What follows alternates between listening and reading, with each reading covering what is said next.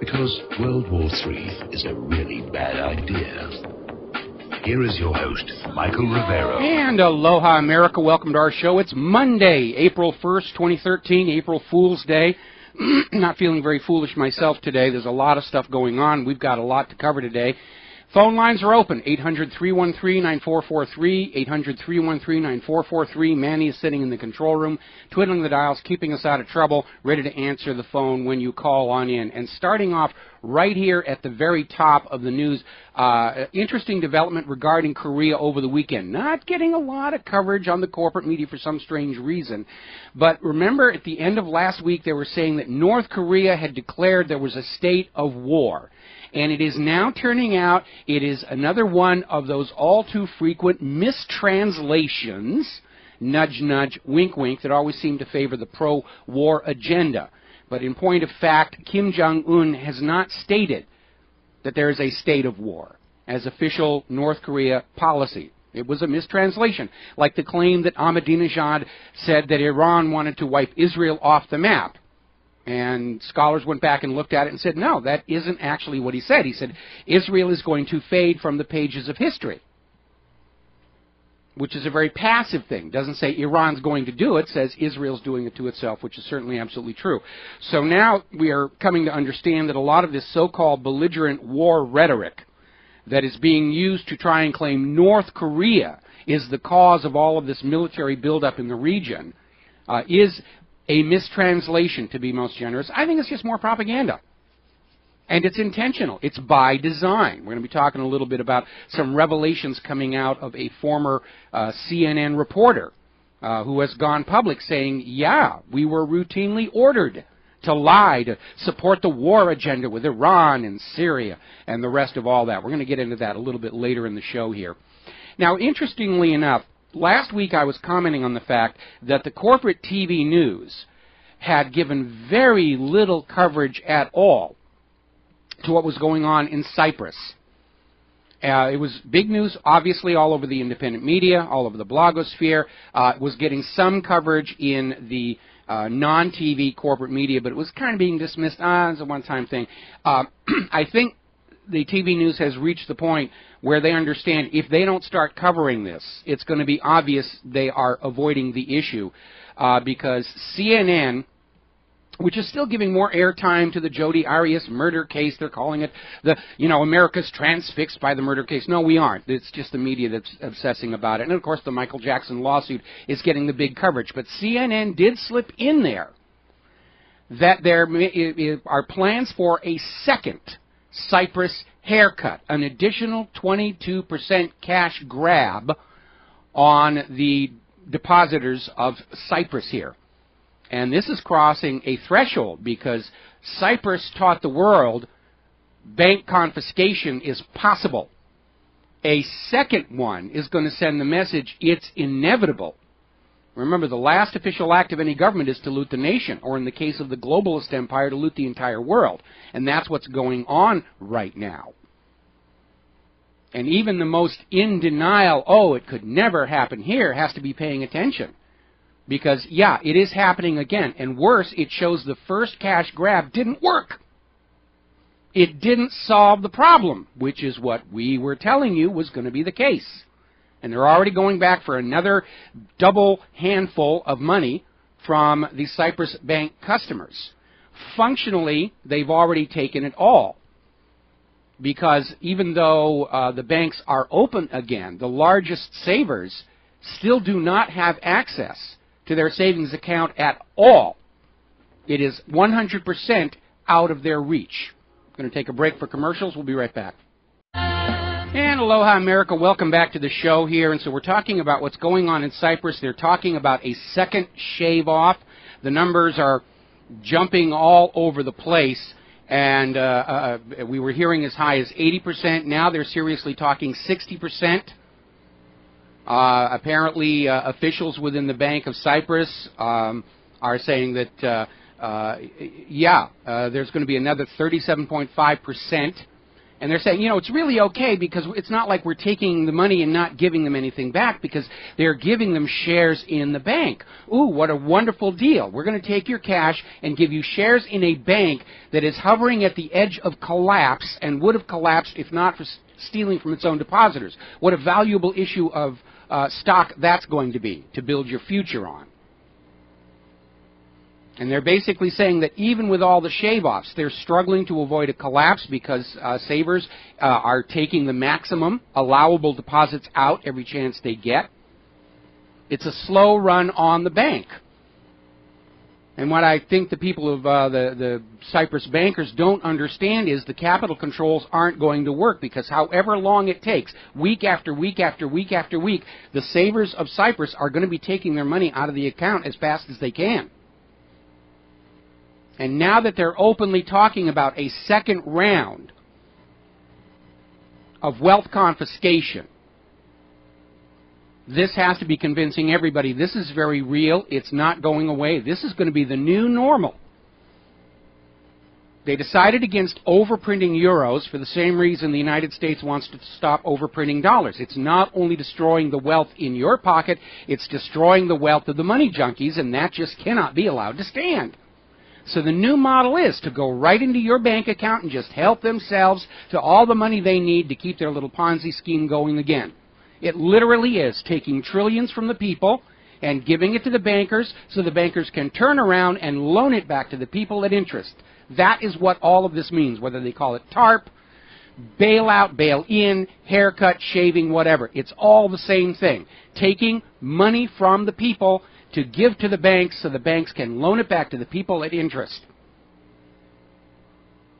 Cyprus is getting ready for round two. We're still hearing that Spain and Italy are looking at this. It's written into the budget plan for Canada.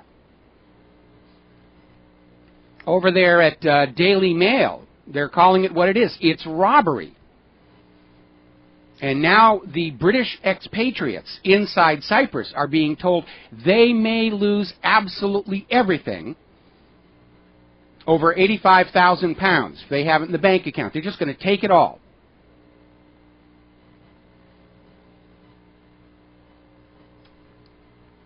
Meanwhile, over at the Council of Foreign Relations, you're going to love this one. The president of the Council on Foreign Relations, Richard Haas, told Bloomberg TV the other day, the people of Cyprus had it coming. It's all their fault because they're parochial. They didn't fully integrate themselves into the European Union. They didn't completely change their country and their banking system to be what the European Central Bank said it should be. So they deserve to be looted and fleeced and robbed. This is classic blame the victim. It was her fault she got raped. She dressed sexy. She didn't dress the way we thought she should dress. It's the same mentality. The CFR is trying to say, oh, it's the Cyprus people's own fault. They didn't do what we told them to do. We know what the fault of this is. It's the 11th marble. It's Ponzi scheme, private central banks issuing all public currency as a loan at interest, which by design will always create more debt than it creates money with which to pay that debt. That is what is causing all of this. A couple of weeks ago, I put out a challenge. You show me any nation with a private central bank issuing the public currency as a loan at interest that is not drowning in debt right now. No takers on that one, which was kind of the expected outcome. British journalist Andrew Neil over in moneynews.com is saying Cyprus-like bank scares spread in the Eurozone, but rest assured the euro itself is safe. He's saying all that's going to happen is that people will take their money out of risky banks and they'll go to the quality banks. And to completely just disregard this whole idea, if government can come and raid my bank account, why should I keep my money in the bank? Oh yeah, just find a good bank. Go to quality. There is no quality possible under the Ponzi scheme private central banks. No banks are quality. No banks are safe and secure because of that mechanism that builds debt faster than money. So that first Cyprus cash grab convinced the world banks could confiscate their savings. This second one CNN just announced is going to convince the world banks will confiscate their wealth. First cash grab, it's possible. Second cash grab, it's now seen as inevitable. Now, as I mentioned a little while ago, up in Canada, they have already written into their budget plan for 2013, on pages 144 and 145 of Economic Action Plan 2013, they're already talking about doing the same thing in Canada, just happened in Cyprus. They will loot Canadian deposits to save these systematically important banks. That's the new euphemism for the too big to fail banks. The banks that if they fail will take down the economy with them. Well, whose fault is it the banks were allowed to get that large? The function of government is to be on guard against threats to the entire system, and these overly large banks clearly are a threat to the entire system. And the Canadian government sold out to their money junkies, the same as the U.S. and Cypriot governments and all of Europe have sold out to their money junkies.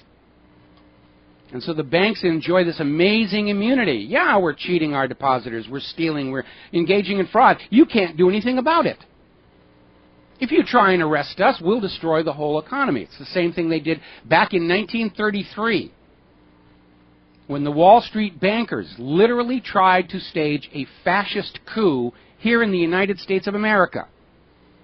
And it was stopped only through the heroism of Marine Corps Major General Smedley Butler, who blew the whistle to Roosevelt to keep it from happening. And Roosevelt was going to try all of these bankers for treason, and they all sat there and said, you can't do a thing to us. If you arrest just one of us, the rest of us will trash this economy. Your New Deal will be destroyed, and you will get the blame for it. Meanwhile, the after effects of the Cypriot haircut are being felt here because the Yanaskis Omeru, the Cypriot House of Representatives president, is saying it's time for the Iceland option. It's time for Cyprus to become economically independent from the European Union. It says there is no future under the ECB, and he's absolutely right. There is never going to be a future for the nation and the people under these private central bank Ponzi schemes. They're not set up to serve the people. They're not set up to serve the nation. They exist to serve only themselves and the politicians who gratefully accept the campaign contributions and lobbying and all the other little goodies that the bankers hand out after looting it from you. So they're talking about the Iceland option over there in Cyprus, and all I can say is I hope this member of parliament has his Kevlar undies on there, because people who stand up to those bankers get shot at. Now, a growing scandal, and we talked about this a little bit last week. The president of Cyprus appears to have warned in advance all of his good buddies of the coming haircut and the locking of the accounts, and several Cyprus companies were able to move millions out of the country ahead of the capital restrictions. A little insider information, a little corruption going on there. And again, even though the Cyprus people seem to have taken all of this very calmly, the looting of their bank accounts, the capital controls, they can't even get at their own money. Even the small depositors can't get out at their money conveniently. Talk of reciprocity, whispers of retribution here. And it's an interesting thing because in this article, which is over at activistpost.com, they talk about how the people of Cyprus surprised the world on Friday, reinforcing Cyprus' reputation as the most calm, cool, and collected members of the European Union. And of course, the first question I ask is, does Cyprus put tranquilizers in their water supply? Because I am surprised. I figured they were going to be burning the bankers in the town squares. And it turns out that, yes, Cyprus is one of the nations that add fluoride to their drinking water. Fluoride is a tranquilizer. It does calm you down. It has been shown that drinking fluoride has no effect on tooth decay, which is the official reason given for fluoridating the water supply. So we may be living in a world in which the government is literally forcing you to take tranquilizers so that you won't lose your temper at all these things that are being done. I would be interested in finding out if the government of Cyprus actually upped the dose of fluoride just ahead of this banking scandal, this banking freeze, this haircuts. Because remember, we now know all of this was being planned last September by the G20.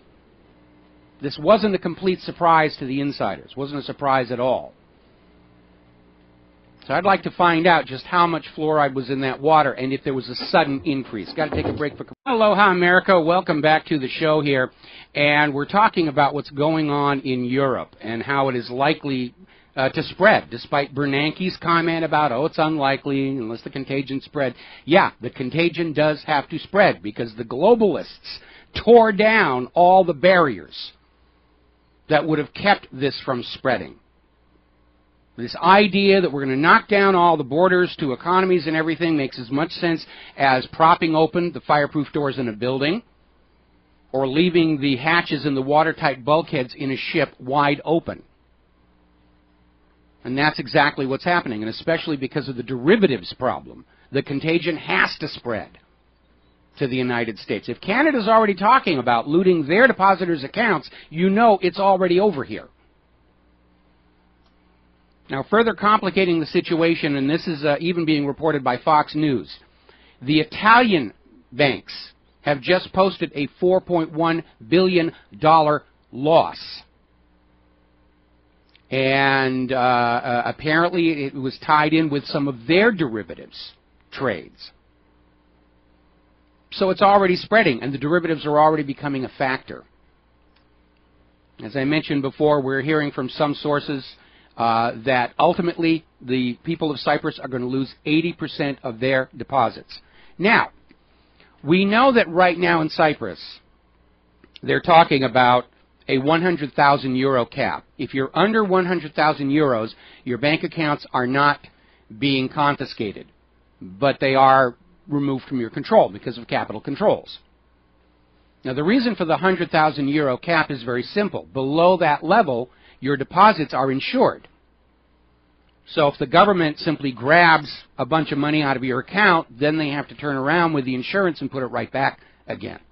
And that's the reason they did that. We have the same thing here in the United States of America. The FDIC only insures accounts up to 100,000.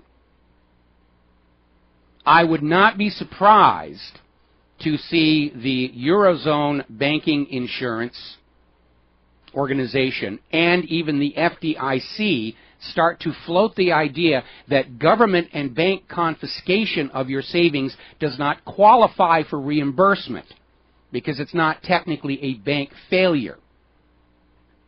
They're going to have to float that idea because as soon as all of the middle-class depositors have had their money looted, they're going to have to start thinking out some ways to go for the smaller accounts. And in order to do that, they have to find some way to basically bypass the insurance system.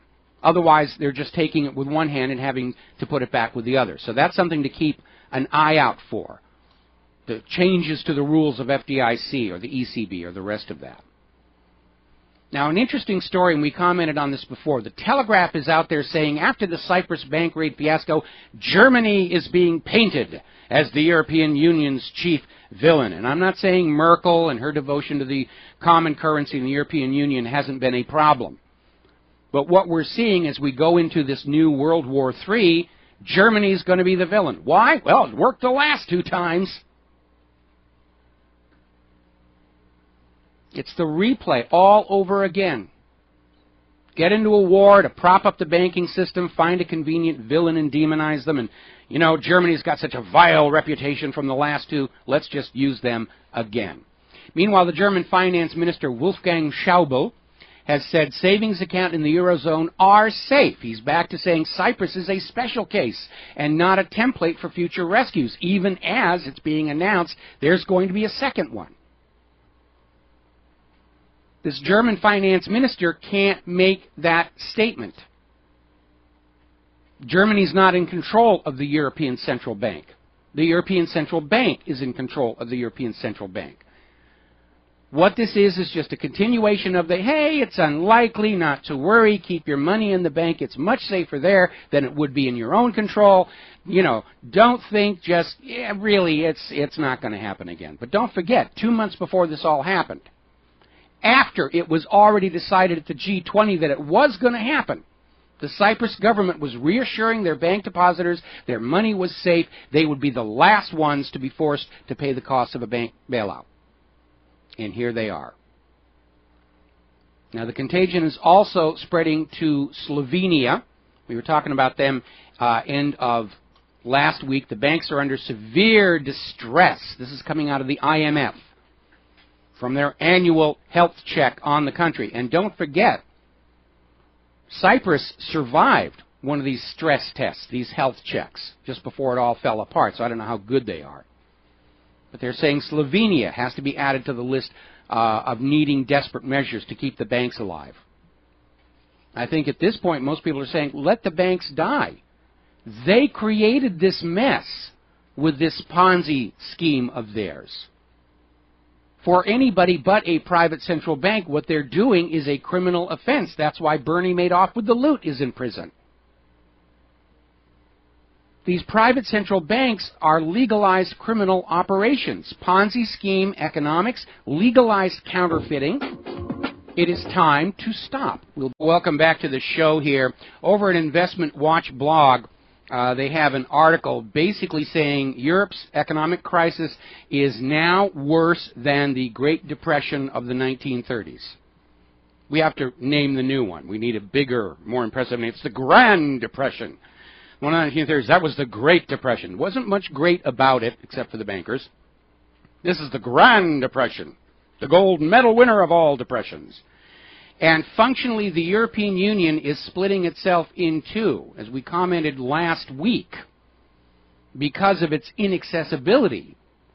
A euro in Cyprus is now, for all intents and purposes, worth less than euros that are in France and Germany. So the common currency is already fracturing. But the globalists are saying, no, use duct tape, use baling wire, hold it together. We see one world with one reserve currency and one giant reserve bank. And that's basically the idea. That's the agenda. A world permanently enslaved to private central bankers until the end of time. That's the agenda. That's the goal here.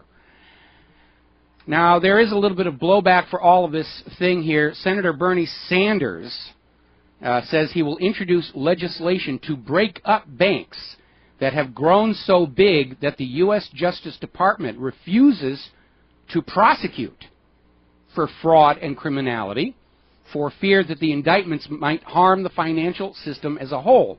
And as I mentioned, we went through this already once before. They should have broken these banks up back in 1933, following the attempt by the Wall Street bankers to organize a fascist coup against the United States government, modeled on the one that was then in Italy under Benito Mussolini.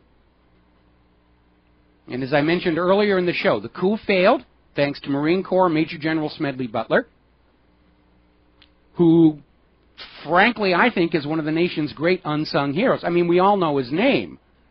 But if anybody deserved to have his own postage stamp, it's this guy. And Roosevelt was unable to arrest and try these bankers for treason, because they simply sat there and said, ha, you touch us, we'll destroy your economy. We have that power. At that point, I think I would have invoked presidential authority and said, all right, we're going to start issuing our own U.S. currency again. And yes, the bankers would have immediately tried to shoot Roosevelt, or me, the way they shot at John Kennedy. We need a president with the courage to stand up to the bankers, who's willing to risk being shot by the bankers to restore this nation to its original financial model. Show you how much power the bankers have. And remember, none of these bankers are elected officials. They're not really part of the government. The Federal Reserve is no more federal than Federal Express. And yet they're controlling the country through their money power. And the proof of that we're seeing over here in tvnewslies.org. A federal court judge on Friday has dismissed these lawsuits against the big banks over LIBOR. Just threw it out of court. The guys were rigging LIBOR. They were making billions of dollars for gaming the system. And remember, that money does not come out of thin air. Somewhere, somebody lost in this rigging. They didn't get as much earnings as they thought they were going to get. They were paying higher interest on their bank loans and mortgages. And U.S. District Judge Naomi, I think it's pronounced Reese Buchwald, in a 161-page ruling, threw out pretty much all of the charges. The only one that is being allowed to move forward is that the banks breached commodities laws. Those are wrist slaps. And if her ruling is allowed to stand, it basically is the main plank of the litigation. The federal antitrust claims that the judge threw out can pay triple damages. So the courts are definitely backing the bankers against the people, against the common good. And apparently over in Great Britain, the breakup of the financial services authorities has, in essence, deregulated the Bank of England. So they're already predicting the Bank of England will become one of the world's most powerful central banks. And they were once before, which is what led to the American Revolution and the War of 1812. And now they want to let them have that same kind of globe-changing authority again. Spain is in trouble. They're trying to convince Brussels to ease the 2013 deficit target to just 6%, because their people are very unhappy with austerity. Meanwhile, you remember that HSBC scandal where a whistleblower went forward and said that HSBC was involved in helping rich people conceal their taxes? And apparently that has now hit what is called the governing Popular Party of Spain, who are already mired in what's called the Gürtel scandal, which is a kickback for contracts scheme that's engulfed their ruling party. And we're hearing more and more people in Spain are saying, yeah, this government has to go. Now, over at This Is Money in Great Britain, we have been talking for quite some time about the abuses of payday lenders. They're basically legalized loan sharks. They have allowed huge amounts of fraud, payday loans taken out with stolen identities and no due diligence. They have been caught literally losing a payment in order to jack the amount owed up with late fees and additional interest. All kinds of things. There was supposed to be a clampdown on these practices.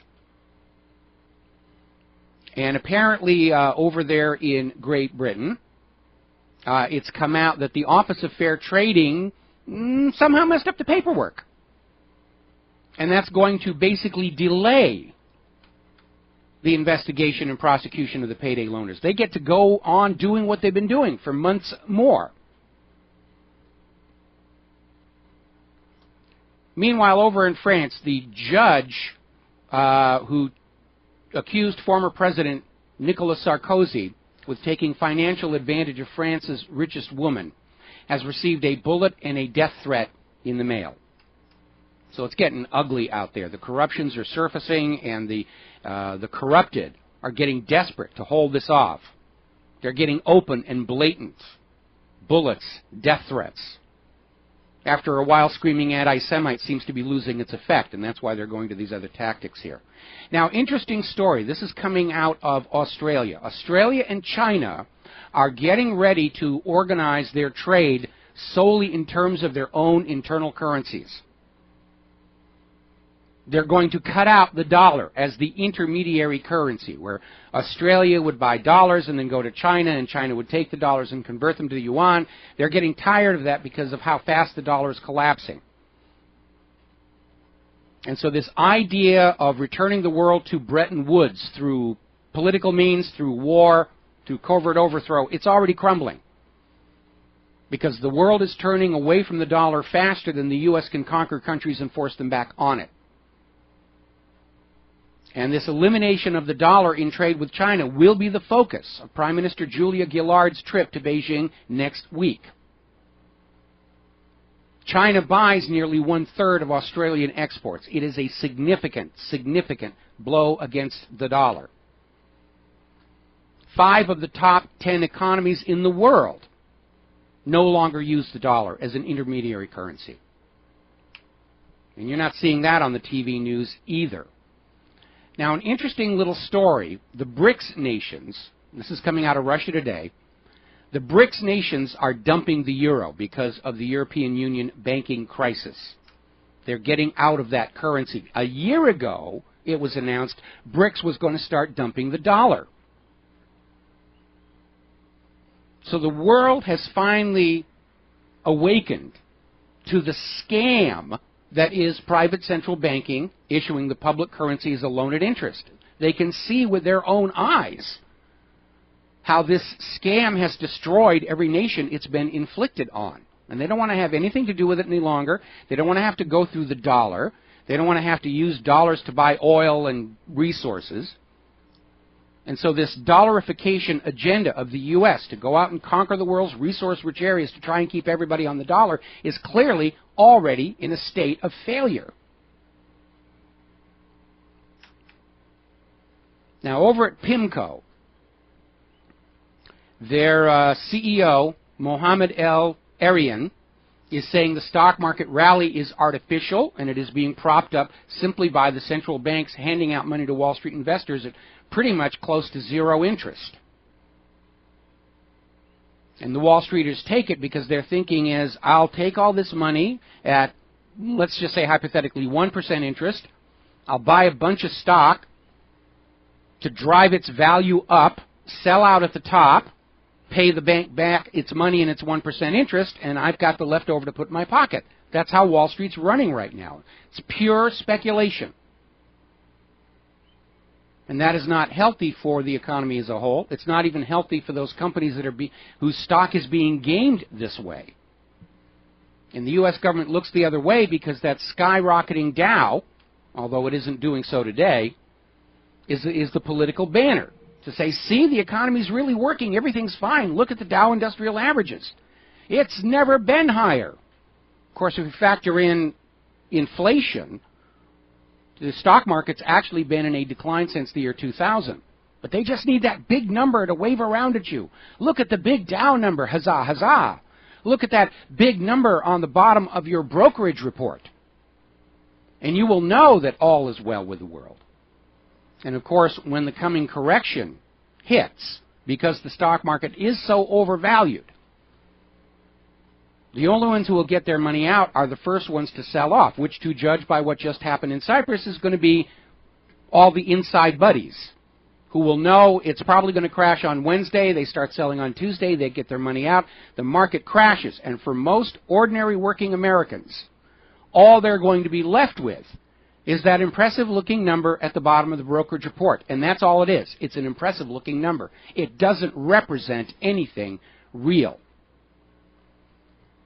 Now, over at Business Insider, David Stockman, who was a former budget director for Ronald Reagan, is out there saying we've been lied to, robbed, and misled. He says the economy is being kept up with the Federal Reserve's fire hoses full of brand new money, spraying out this liquidity injection in every direction, and its balance sheet grew by $1.3 trillion in just 13 weeks. And remember, ultimately, that $1.3 trillion is another loan at interest to the government of the United States and to the taxpayers.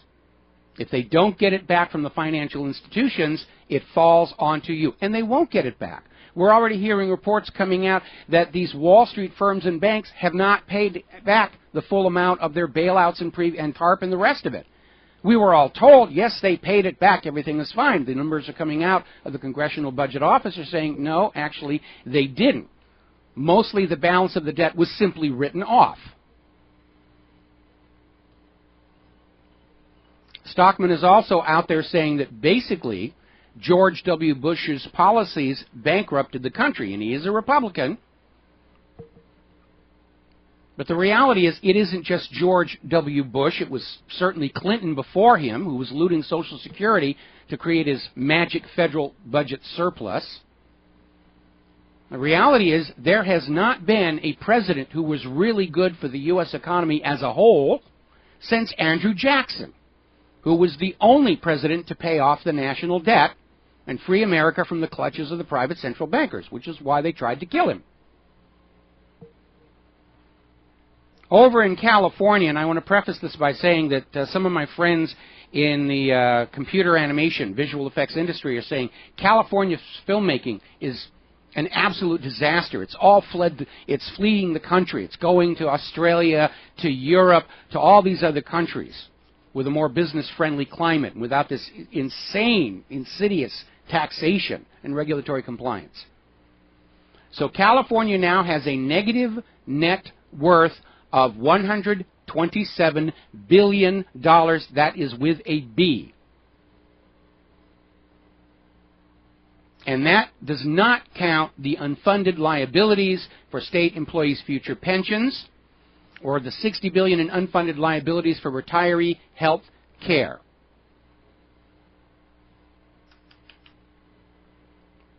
Why is so much debt out there? Because the banking system creates it as a tool of enslavement.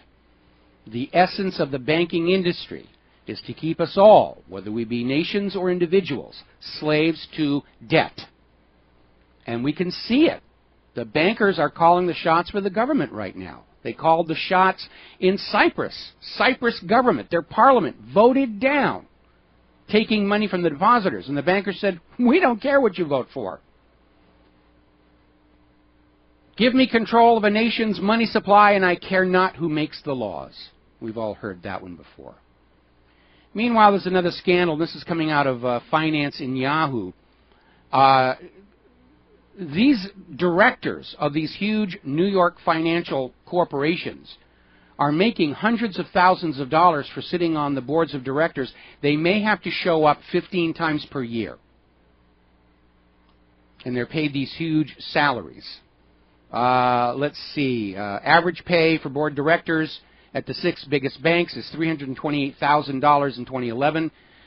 Goldman Sachs got a 50% increase in their compensation compared to 2008.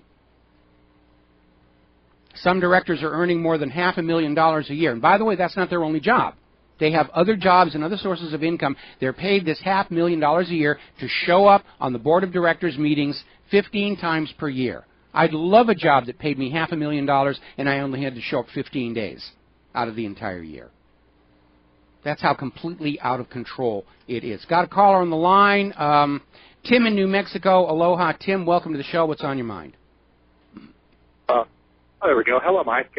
Anyway, I just wanted to comment a little bit on the dollar's reserve currency. I think it's actually getting even worse than Australia going, because I was surprised this week. And you know how your local papers tend to have things like your money type columns? Yeah. In the paper this week, Sunday, they talked about small businesses should seriously consider not trading in the dollar and using euro, yuan, local currencies, because they're paying a 15%, upwards to 15% premium to do their international trade in the dollars. Now, okay. Things are getting really bad. Yeah, it is. Tim, stay on the line. When we come back from the commercials, I want to respond to what you just said. All right.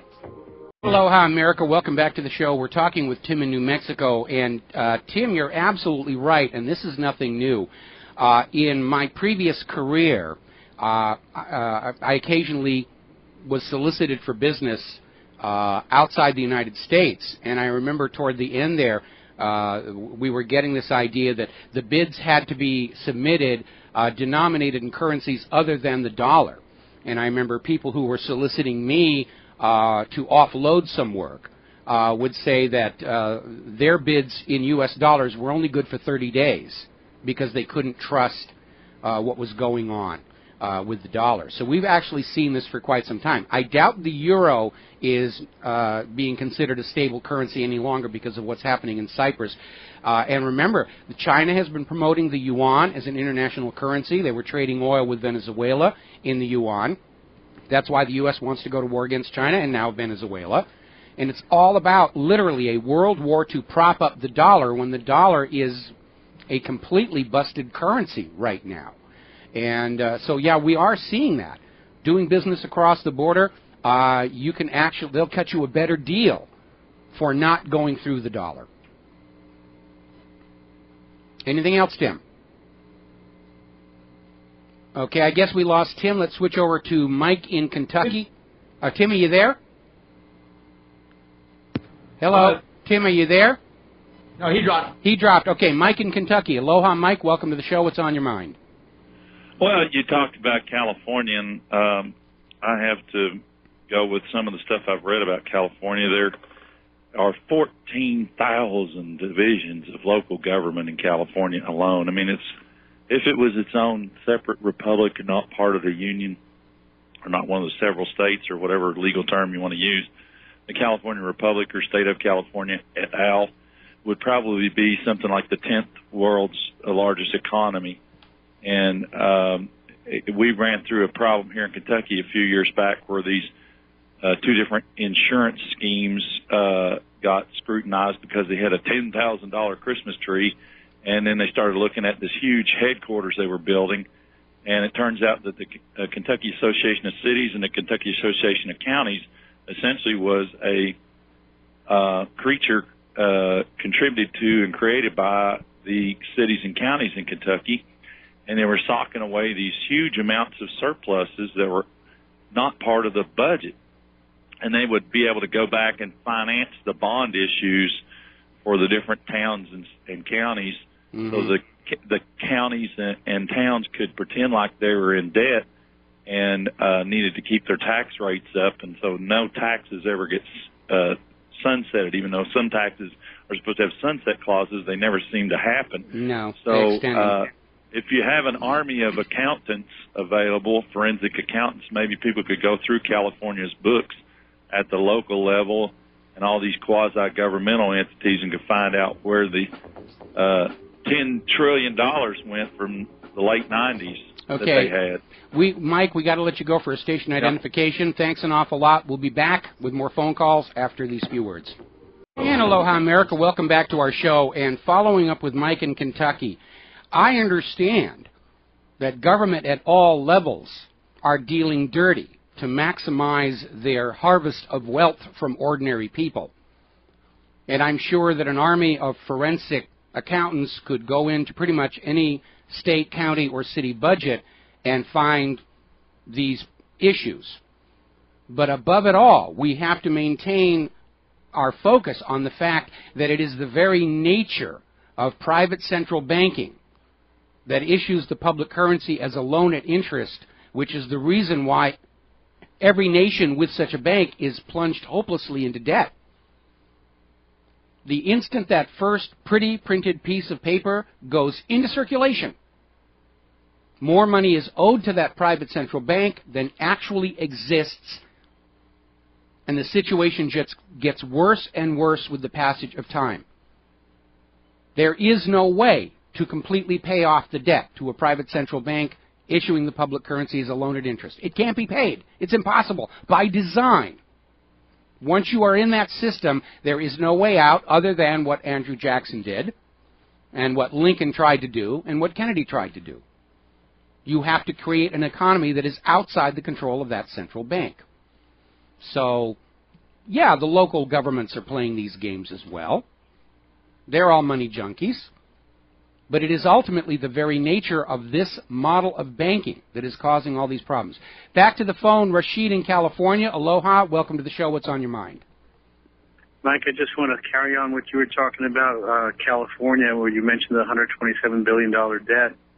Could you kind of square for someone who's kind of confused about it, I guess the excess or the money that's supposedly listed in the comprehensive annual financial reports that we hear about, that the states actually do have funds, they do have savings to set aside, and why those two aren't brought together. And I understand the nature of the money junkies, but I was hoping you could explain that, and I'll take my answer off the air. Okay, well, the problem with the comprehensive annual financial reports is their bottom line about how rich the states are is based on non-convertible assets. assets that technically belong to the people and are being administered by the government. They include the estimated value of City Hall or the county seat or the State House or the governor's mansion. These are things which, until the final crash comes, they're not going to be convertible to liquidity.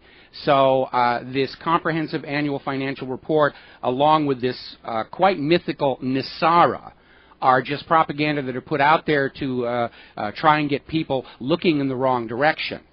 Say, CAFR can save us, NISARA can save us. No, they can't. They can't. The only salvation for Europe, for the United States, is Andrew Jackson's solution, or the Iceland solution, or a combination of the two.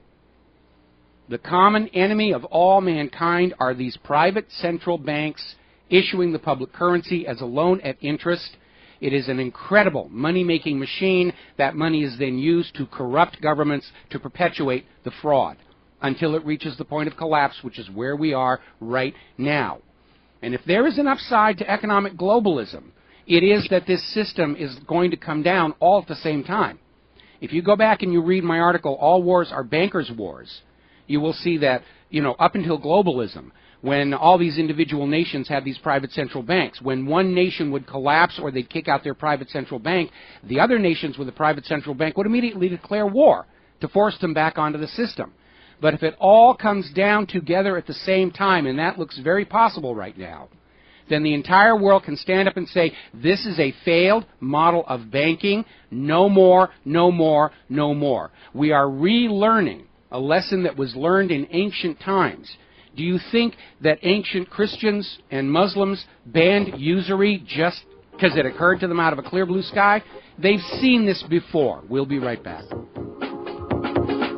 To the show here, we're getting this interesting story. Apparently, Bernie Madoff, remember Bernie Madoff with the loot, $65 billion in losses for his little Ponzi scheme. The guy was the co-founder of NASDAQ. He had more money than any normal human could ever think of spending their entire lifetime, and it wasn't enough. He's a money junkie. And he set up a Ponzi scheme that cheated his own investors. The SEC basically looked the other way for 12 years, while people like Harry Markopolos were coming in with all the evidence on a silver tray saying, look, the guy's doing something crooked. And the SEC would send over some mid-level investigators, and the investigators would get over to Bernie Madoff's operation, and they'd give him resumes. They wanted to get in on the deal. Well, now Bernie Madoff has written a letter to MarketWatch in which he says the banks he was doing business with knew it was a Ponzi scheme all along. They were in on it. Meanwhile, over at Press TV, they have an article to the effect that U.S. citizens are facing an austerity dictatorship. We're already in the middle of it. All this sequestration, we're cutting services, we're cutting everything that you pay taxes for because we need your tax money for war and Wall Street and almighty Israel. And you're just going to have to make do with less so we can have more. Back to the phones. Tom in Texas. Aloha, Tom. Welcome to the show. What's on your mind? Well, aloha, Brother Mike. I got to apologize to you because I called you last Friday. Okay. And my girlfriend was listening, and she said that I kept cutting you off. I'm really sorry about that. So my next thing is this thing with North Korea. Mm-hmm. I'm not even going to try to pronounce his name. I'm redneck Texan. Okay. But is he a psycho, or is he just a spoiled rich brat that doesn't know how to live off $2 a day? I think the spoiled rich brat definitely applies here. He's basically inherited the job. Like George W. Yeah, and it shows the weakness of hereditary rule. I think he's used to, bluff and bluster, but he's very much out of his depth. And well, he's out of his league. He's out of his league definitely, because he's looking at the United States and he understands we're a war-weary people. We have been at war with somebody going back to 2001, and the American people are sick of it, and so he's thinking he can bluff and bluster the U.S. government back down because he's thinking the U.S. government is going to pay attention to the American people when we say we don't want any more wars. But what... Do you think maybe... I'm sorry, see, I'm interrupting again. I apologize. But do you think maybe it's another false flag, maybe look over here, don't look over there? No, it's a little more complicated than that. First of all, to complete the thought I was going to make here, is that Kim Jong-un does not understand that the United States government's agenda is to get into a war with China, and North Korea is the convenient stepping stone. Because the goal for the United States here is to politically and economically isolate China with a war to end all this talk about using the yuan as an international replacement for the dollar. And so Kim Jong-un doesn't understand that that he's being played and he's being used, and he's very much out of his league. Let me get this straight. We want to go with war with Syria, win Mumbai, we were all these African nations. Now they're going to North Korea, and we're going to get China and Russia in on it. We are screwed, dude. Yeah, we are, but you know, the bankers who are behind all of this stuff, they don't care. Bankers love wars because both sides go into debt to fight the war, and then they have to go further into debt to rebuild from the war. Wars are the bankers' richest harvest, and they don't care which side wins or loses. That's why you had Brown Brothers Harriman in New York funding Adolf Hitler's rise to power. Well, Michael, I appreciate your opinions, and that's why I call you. And you're right on, bro. Keep on keeping on what you're doing. All right. Love you, man. Thanks an awful lot.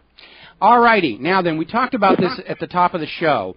Ex-CNN reporter Amber Lyon has gone public. During her work for CNN, she was ordered to report false news. She was ordered to bury other stories which the U.S. government did not favor, with the aim of creating a public opinion supporting wars of aggression against Iran and Syria. So there you have somebody who was an insider coming out and saying, yeah, the corporate media news is being skewed to support the war agenda. And remember what I said at the very top of the show. It has now come out that the announcement that North Korea declared itself to be in a state of war against South Korea was a mistranslation. Nudge, nudge, wink, wink, say no more. And so now we have this insider, and I guess like me, she's just decided she's never going to work in that industry again, which immediately frees her to tell the truth about what's going on. But there you have it. CNN and presumably all these other networks are feeding you stories to get you to think what the government wants you to think. That's all mind control is. I know mind control has this science fiction aspect of strange rays and tinfoil hats and, you know, chemicals in your food, but it isn't. All mind control is controlling the brain by controlling what it knows. That's what propaganda does.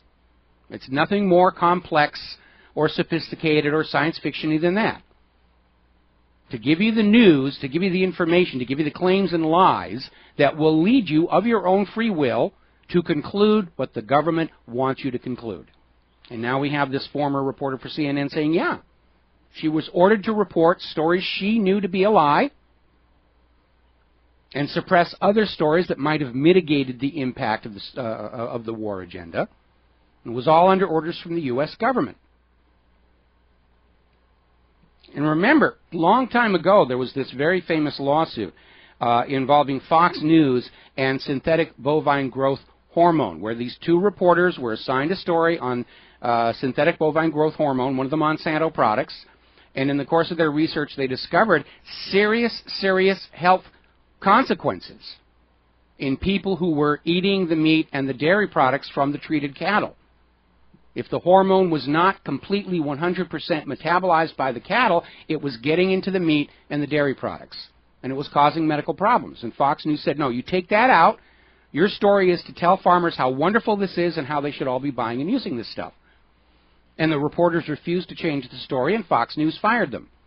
And the reporters sued Fox News for wrongful termination and lost when the appeals court ruled that because there is no law requiring the corporate news media to be truthful with the public, that in point of fact, corporate media can order their reporters to lie to the public and fire them when they refuse.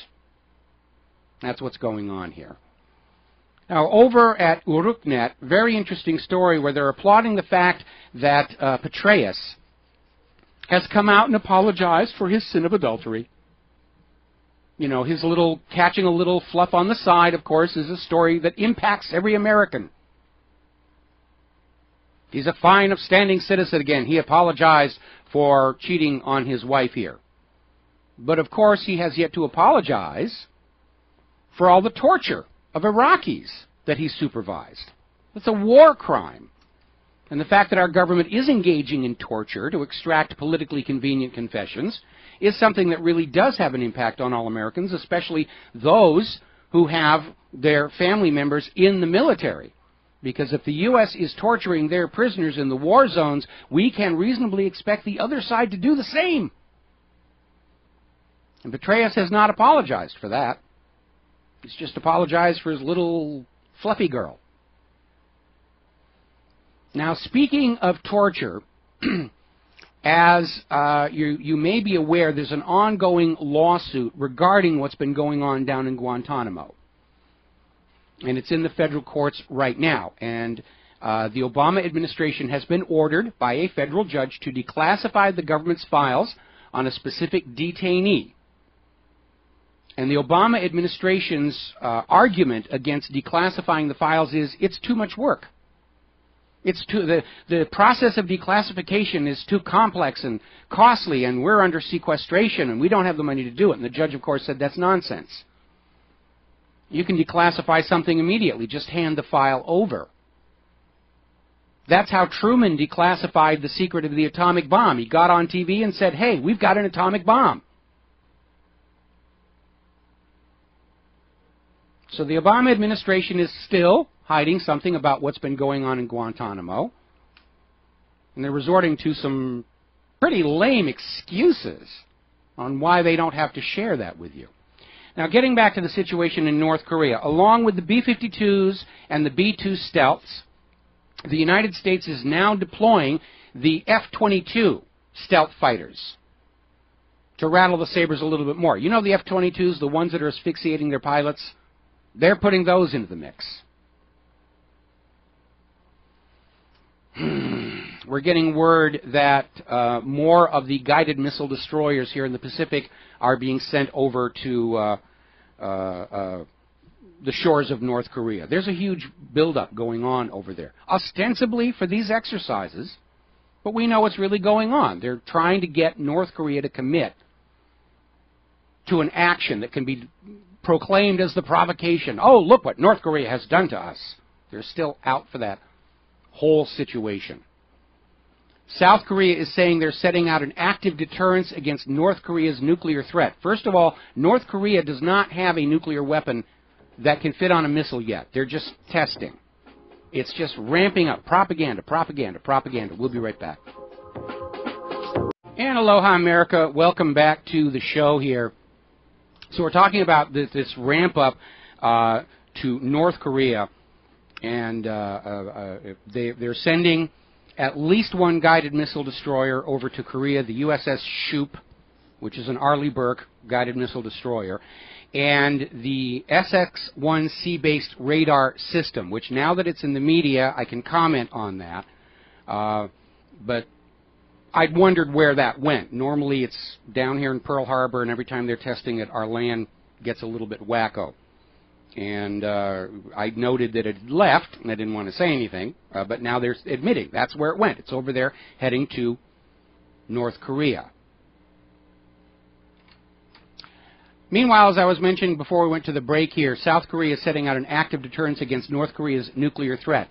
North Korea has tested a couple of weapons. They are far away from being deployable, either by rocket or by aircraft. They'd have to put it in a truck to get it down there.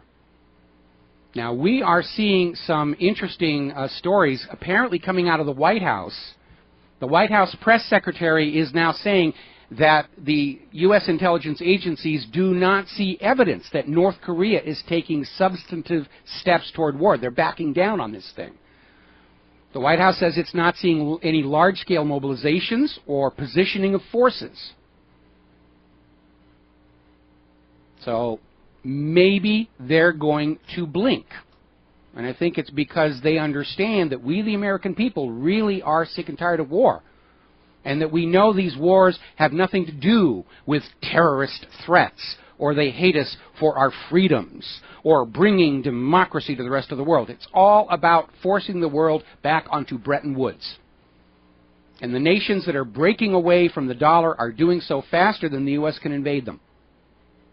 So it's already a failed concept. I'm getting a word from my technician, Manny, that somebody wanted to know about a playlist for our bump music. We have a website that is set up for the What Really Happened radio show. It's very simple. I haven't had a lot of time to work on it. But it's wrhradio.com, and if you go there, there's a little player with our bump music. After the show today, I'll make sure it's up to date, because I think we've got a few things that I haven't added to the list. But you can go in, play the songs in their entirety. The copyright holders have given us very gracefully given us permission to use their music, and there's information there where you can go to hear more of what they do. So that's in response to that. Adding to the complexities over there in the Western Pacific, China is now conducting live fire exercises with their Navy. So everybody's rattling their sabers over there. Now, getting back over to Syria, which is the stepping stone to war with Iran, according to the war planners, the FSA has now come out and they are announcing that Bashar al-Assad is dead, and said, you have 12 hours to appear in public to prove them wrong. I presume there will be snipers waiting to take him out if he does so. Let's see. I think we have a caller waiting on the line, Kathleen in Iowa. Aloha, Kathleen. Thank you for waiting. What's on your mind? Oh, hi. Say, thanks for taking my call. I wanted to ask a quick question and then make a quick comment. Maybe I'll make the comment first. That I think that as, you know, with access to the public with your listeners, more of you should really hold accountable a lot of these people in the workplace that do know about all the shenanigans. Because there's a huge group of people that stay silent knowing things are wrong. And they do it, and, you know, to keep their jobs and stuff. But to me, that's almost as, you know, they're guilty of protecting just a smaller amount of wealth. But that said, I did have a question about what was the rationale originally when Congress wrote the law that allowed the central banks to mint our money? The rationale was greed. The central banks were handing out lots of money to campaign contributors. Woodrow Wilson had been funded by the bankers in his campaign for president, and his promise was that when the bill to create the Federal Reserve came through Congress, that he would sign it. It's really what it was. It was a sellout, plain and simple. There was. Oh, I understand that. Yeah. I just don't understand the economic rationale for governments to assign other people, third parties, to print the money and then charge them interest to use what is, or us interest to use what's rightfully ours. I just don't understand the rationale. How would that possibly be something? I guess the answer is there is no rationale. That's why they did the Federal Reserve Act over the Christmas vacation, 1913. Christmas holiday was voted through and signed, and when people came back into the new year, oh, we've got a whole new banking system. You also need to understand that back in 1913, because there was no internet, there was no independent media, the American people were basically dependent on the corporate media of the day to tell them what was going on, and the corporate media of the day said, this is going to mean there's going to be a lot more money, and it's going to be really good, and it's wonderful. And for the first generation, it really was. You know, it did work, but like any Ponzi scheme or pyramid scheme, it's always going to work at the beginning and then fall apart at the end, and we're at the end. Got to take a break for commercials. We'll be right back. And aloha, America. Welcome back to the show. And over at the Daily Bell, I'm looking at this story that just came in here. Is Australia really falling under the orbit of China? So this appears to be the propaganda talking point coming out of Wall Street and Washington, D.C., that we cannot allow Australia and China to trade directly without going through the dollar because it means China will dominate Australia. So they're already trying to put it into this whole Cold War mentality. Back to the phones. Joel in Wisconsin. Aloha, Joel. Welcome to the show. What's on your mind? To elaborate on the last caller's question as to what incentive or rationale the government would have for passing the Federal Reserve, prior to the Federal Reserve, the only way the government could get money would be to tax it or tariffs. And they would have to justify the taxes, and they would have trouble getting the money from the people. Where after passing the Federal Reserve promised them they could borrow all they wanted. Mm-hmm. So it's like an open credit card, and that's a pretty good incentive to pass legislation so they could borrow the money to spend in their districts to get reelected. But the problem is that credit card bill comes due, and in the form of the 1040 form, and and that's basically what it is. And yes, the Federal Reserve was promoted with a deliberate cutback on banker liquidity that exacerbated the after effects of the crash of 1907. And that was how they rammed this thing through. But the members of Congress in 1913 had to know what the two previous private central banks had done to the nation. The First Bank of the United States almost ruined the place, which is why Congress refused to renew the charter, which led to the War of 1812. Then you had Andrew Jackson, who made it the key focus of his second administration to shut down the Second Bank of the United States, whereupon there was an immediate attempt to assassinate him. Yeah, I'm not saying it was a good thing, but I'm just saying that when it did come due, it wouldn't be in their time. They would know it. You're exactly right. That's the whole key to this scam. When governments go along with setting up these private central banks, they're going to have all kinds of money to play with. The bankers are going to have all kinds of money to play with. And when it falls apart, it's after they're dead and gone, and they don't care what they do to future generations. Right. And here it is now. Here it is now. We're at the end of it. The only way to really deal with this mess nonviolently is a new jubilee, to simply say we're zeroing out all the accounts and we just start the system over again. But the money junkies don't want to give up that debt, because that awareness of debt is what gives them control over governments and people. And that's why they will never let it go. And as I was saying to that earlier caller, we are relearning a painful lesson that was already played out in ancient times. There is a reason that early Christians and Muslims made usury a sin. They had seen what it did to ancient civilizations, up to and including Rome. And the Christians forbade it up until the time of the Templars, when the Templars were able to sort of bribe, threaten their way around the ban on usury by calling it rent. And they plunged Europe into debt until finally the only way Europe could get out of that debt was to kill off the bankers, the Templars. And that's what King Philip IV tried to do. He didn't get them all, but that was basically their only solution. And it's looking like that's going to be the only solution now. Yes, the bankers are going to be the last ones that want to get rid of it, because that debt is their power and it is their income. That's absolutely right. And we're in a the clash of civilizations that we keep hearing about is a war between banking systems, between private central banks versus state banks and government-issued currencies. And that's really what's at the heart of the clash of civilizations. And we're on the wrong side, even as our nation is being destroyed by the Federal Reserve. Our kids in uniform are being sent out to conquer the world and force them onto that same failed system. Yep. The only ones that aren't in that system are the terrorists. Yeah. Well, no, I mean, there's still a few countries who aren't in that system. I mean, Iran has a state central bank. That's why they're talking about going to... I'm just saying that that's what they call them. If they're not in the system, the government labels them as terrorists. Yes, you're absolutely right about that. I was just joking. No, you're absolutely right. That's what they're terrorists, they're evil, they're bad. They have to be forced to run their economy the way we do. That's what happened in Libya.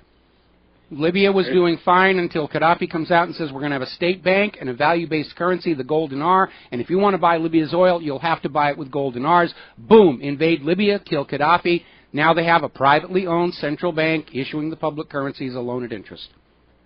Our soldiers are taught if the rest of the world is not like us, they're wrong. Yes, well, any conquering army is taught that. It's hardly unique to the United States of America. You know, it's always, we must go out and make them live their lives the way we do. They must worship the gods that we do. They must run their banks the way that we do. They have to dress the way that we do. They have to drink Coca-Cola and 7-Up. And, yeah, seeing that all over the place. And be the richest country in the world like us, who's further in debt than anybody else. Yeah, it's kind of hard to think of America as the richest nation on earth when we're this deeply in debt. Oh, okay, that's enough depression. Sorry about that. I'll try and get some more comedy into the show here. I just wasn't in the mood today. Okay. All right, thanks an awful lot. Now, with all these wars all over the place, Syria, Iraq, Afghanistan, Sudan, I don't even have a current list here. The federal government is now whining and crying that the costs of treating all of our military people in these wars is out of control. They can't keep up with it. Their 800-page study showing that, these returning soldiers with their grievous injuries and their mental disorders and their addiction to SSRIs, it's really becoming untenable. And I read that article, and I remembered back during when Iraq was really cranking up, and it was very obvious the costs of the war were going to greatly exceed Donald Rumsfeld's predictions. And he came out with the excuse that the reason it was costing more than he thought it was going to is too many of our soldiers were surviving their injuries in the battle zones. That they'd sort of estimated the Iraq war based on most of those kids getting shot, just dying right there and then. That was the rationale. You know, we could make this war profitable if more of those soldiers would just die when they're supposed to, instead of becoming a burden on us for the rest of their lives. Money junkie thinking there. Over in Libya, speaking of Libya, a key advisor to the Libyan prime minister has been kidnapped in Tripoli, was grabbed from his car by unknown assailants, and it's becoming very obvious that the people of Libya do not like their new U.S. puppet regime, and certainly do not like their brand new private central bank issuing the public currency as a loan at interest. Meanwhile, over in Israel, the settler attacks are getting really out of control. 7 children were injured when settlers attacked Palestinian school buses. Now they're just attacking the buses with the school kids in there. Attacked an 80-year-old man near Tulkarem, if I'm pronouncing that correctly. And this guy was just on his own land tending his farm, and settlers just attacked him. Been another attack on olive trees and saplings in El Kader village, south of Bethlehem. Now, the reason there are saplings is because this olive grove has been attacked before. Now, olives and olive products are a major part of the Palestinian economy. And it takes 10 years for an olive tree to grow to the point where it is producing a saleable crop. And so the whole idea of attacking and destroying the olive trees is to basically destroy their income for the 10 years it's going to take to restore the trees. Now they're going back in and they're killing the saplings. So it's just getting ugly over there. Meanwhile, kind of a positive piece of news. Over in Tunisia, somebody put forward a proposal that the Tunisian parliament allocate a block of seats for Jews only. And the Tunisian government has rejected this proposal. Good for the Tunisian government. I'm sure Netanyahu is out there screaming, "You anti-Semites! You have to," you know. I mean, think about the absurdity of it. This is Africa. This is Tunisia. And the idea was that they're going to take a block of the parliamentary seats and say only Jews can sit in these seats. Down in Venezuela, the attempt to sort of recapture that country in the wake of Hugo Chávez's passing has hit a major stumbling block.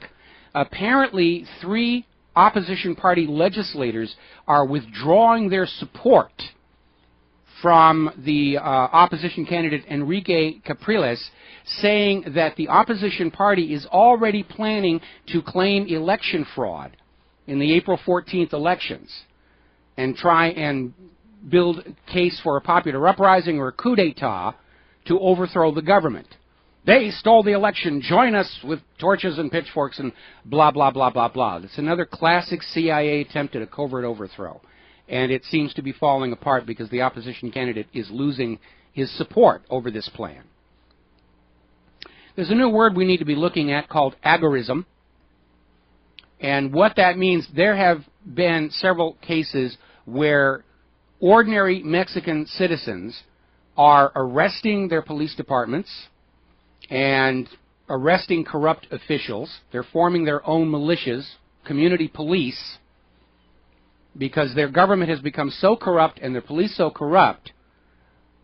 The ordinary people are saying, we have to clean this mess up. They will not clean it up themselves. The government and the police have gone totally corrupt. They're totally under the control of the drug cartels and the bankers. And so we're seeing this form of popular revolution spread across Mexico, where ordinary citizens are forming these community police, and they're arresting the crooked politicians and they're arresting the police. And good for them. Good for them.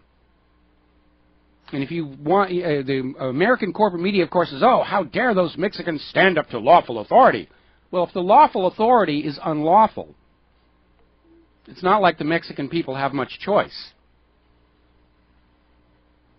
And if you want to look at the reason why there is so much violence going on in Mexico right now, it is because the government will not restrain itself, will not conform to its own laws. And Mexico's hit their breaking point. I'm sure the U.S. is going to demonize the Mexican people for defying lawful authority, and they'll call them terrorists and revolutionaries, and we'll send more guns down to the drug cartels to put down this uprising. Meanwhile, it's come out, and this is over at Antawar.com, the United States has been exposed for backing death squads in Honduras. This is a violation of United States law. And U.S. support for the Honduran death squads has just skyrocketed since the military coup in 2009. Because the people of Honduras, like the people of Libya, do not like their new U.S.-approved puppet regime. And they want their countries back. Now, we've been talking a lot about military waste and spending. We're hearing now, well, as I mentioned earlier, the F-22 is still asphyxiating its pilots. The F-35, all kinds of problems. This is the most expensive aircraft development in history. Costs more than the entire gross domestic product of Australia to put this together. Can't fly in the rain, can't fly near thunder showers, can't fly in the fog.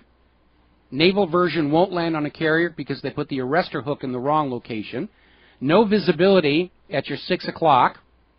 And even the Pentagon is admitting that in a dogfight with the Russian equivalent stealth fighters, the F-35 is probably going to lose. Then we had that report about this new generation of littoral combat ships that are underarmed, under-armored, and the Pentagon is saying they're probably not going to do too well in actual combat. Now it's come out that even though the U.S. government and the Pentagon are screaming about needing more tax revenues to buy replacement parts for the war machine, the Department of Defense Inspector General literally stumbled across a stockpile of Stryker parts, so those Stryker, 8-wheeled Stryker vehicles. And they're wearing out in all the war zones, and they said, we got to buy more parts. Found a $900 million stockpile of Stryker parts that just somebody had forgotten they were there. Now, here's another story of why this military spending is out of control. And it has to do with a program called the Medium Extended Air Defense System, or MEADS. It's a Lockheed Martin contract. It's a joint project with Italy and Germany to produce a weapon that will intercept ballistic missiles. And it sounds really cool until you realize that this is just another version of the Patriot. And it's also not doing very well. And even the Pentagon says they don't want it. And Congress voted to continue the program anyway because it's tax money into their favored supporters in the defense industry. And it reinforces a point that a caller made last week. The United States may be spending more money on the military than the next 25 nations combined. But if we're not really getting good weapons, if we're not getting the bang for our buck, those nations spending far less than the United States but producing effective quality weapons can still militarily prevail. And that is something we need to keep in mind. There is a book and then later a movie called The Pentagon Wars. I forget the author's name. I'll have to look it up during the commercial break. It was made into a movie by director Richard Benjamin. It's a very funny movie, and it's a fictionalization of the development of the Bradley Infantry Fighting Vehicle. Kelsey Graham stars as the Pentagon officer in charge of this development program, and it's just billions and billions of dollars to develop this weapon that turned out to be not very good at all. And that's the new normal in the Pentagon. And so for all the money the U.S. has taken from you to spend on these weapons programs, we're finding out the weapons really aren't very good. They're not worth the money that was spent on them because it's all graft and corruption and favors and military-industrial complex. We can have the most expensive military on planet Earth doesn't necessarily mean it is the one that will prevail in an actual war. And anybody who's had family that's over there in the war zones know that all this hideously expensively provided water and food and laundry service isn't really very good. It's just very expensive. And all this corruption in the weapons procurement process may have set the stage for the U.S. to really lose this next war. We'll be right back. And aloha, America. Welcome back to the show here. A couple of news stories that are coming in here. A judge has now accepted the bankruptcy application for the city of Stockton, California. They're now in bankruptcy. And they hold the dubious distinction of being the nation's most populous city to be in bankruptcy right now. Another story, and this one came over from artstechnica.com, commenting on the surge in Bitcoin and how it has tripled its value in a month to an all-time high of more than $100. And I have to tell you, I'm smelling the tulips on this one. I understand everybody thinks, oh, it's great, it's a virtual currency, there's no central issuing authority, blah, blah, blah, blah, blah. But we've seen these bubbles in Bitcoin before. And I'm not trusting this number. In fact, it's almost being advertised like they're trying to get people, come in, convert your money to Bitcoin. Then it crashes out, and you're left with worthless Bitcoins, and somebody else has got your cash. So I'm smelling the tulips on this one. My concern about Bitcoin is not the virtual nature of the currency, because we already have virtual currencies. Most of the money in this country is already virtual. It exists only in computers. My concern is this process of Bitcoin mining, where you'll take your computer and it'll sit there and churn on these cryptographic tasks for which you will be paid a Bitcoin. I was joking with a friend of mine. He's got a $5,000 hot-rodded desktop computer that he was using up 24/7 to get $35 worth of Bitcoins. And my concern here is that at the same time this Bitcoin mining started to appear and become popular, we started seeing the encryption keys for major financial institutions get broken. Because the conventional wisdom is that if you're using dual key cryptography, where you encrypt or you send out a public key for people to encrypt that you decrypt only with your private key, that private key is secure, and it is not. With enough computational power, you can derive the private key from the public key. And I think that's what Bitcoin mining may turn out to be, is a crowdsourced key-breaking system. That's my opinion. Sure, other experts, especially the Bitcoiners, are going to say, no, no, no, this is wonderful, it's free money coming out of the sky. I don't think so. Now, getting on to the gun grabbers. There was an interesting discussion over the weekend on Meet the Press, where they were going on about why didn't Congress move gun control more quickly after Newtown? What a wasted opportunity. All of that blood and all of the waving the bloody shirts and all the propaganda, and we didn't get what we wanted. Why didn't Congress move faster? Well, maybe because Congress was looking out here in the real world and realizing that the American people weren't buying this idea that we're going to make our schools safer by taking away all the guns. We need to take away the SSRIs. We'll be back after station identifications. Aloha, America. Welcome back to the show. We're talking about the gun grabbers. They're back putting pedal to the metal on that one. And it's your metal thereafter. And we're hearing this very alarming story, I got it sent to me from a couple of different sources, about a federal framework being set up to allow the U.S. federal government to arrest and remove from office any sheriffs that refuse to enforce federal gun laws. And apparently they're setting up a framework with the United States Secret Service. Now, most of us think Secret Service, Presidential Protective Detail. But the Secret Service is actually much larger than that. Most of what they're doing is supposed to be protecting the banking system, protecting the money. They're out there hunting the counterfeiters, not the Federal Reserve, the other guys, and investigate financial fraud. That's why the Secret Service works for the Treasury Department. They are there to protect the money. But apparently this new measure would enable Secret Service agents, including the Uniform Division, to arrest and remove any elected sheriff who refuses to enforce federal gun laws or who themselves arrests any federal agents enforcing federal gun laws in the states. So this is a key states' right issue. Never mind the Second Amendment ramifications. This is an attempt to create a federal police force in the United States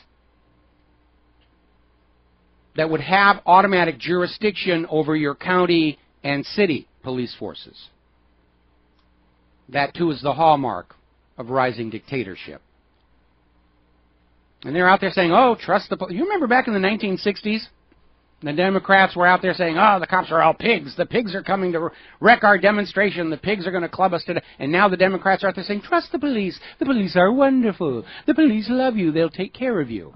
Apparently, there is this interesting little story out in Baltimore where this 24-year-old Navy veteran, because he'd been the victim of a home invasion where the cops didn't show up to stop the crime. So he went out and he took Dick Cheney's advice. He bought himself a shotgun. And this second part, I question his judgment, but he went out back of his home and he fired off a couple of rounds to make sure the shotgun was really working.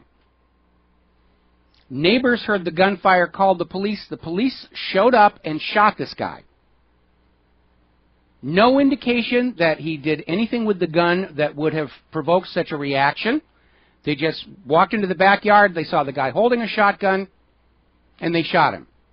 He's in intensive care right now. There's been another incident of a standoff resulting in the house being burned down. That's the new model. Started out there in Big Bear with that guy who shot the cop, and they got him in the house, and they just tear gassed it, and they burned it to the ground here. This is up in Washington State, coastal town. Tried to serve a warrant. The guy went back in his house. They burned down the house.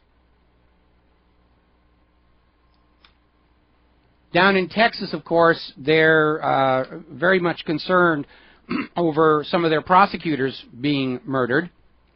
It's unknown who's doing it. They're getting away scot-clean.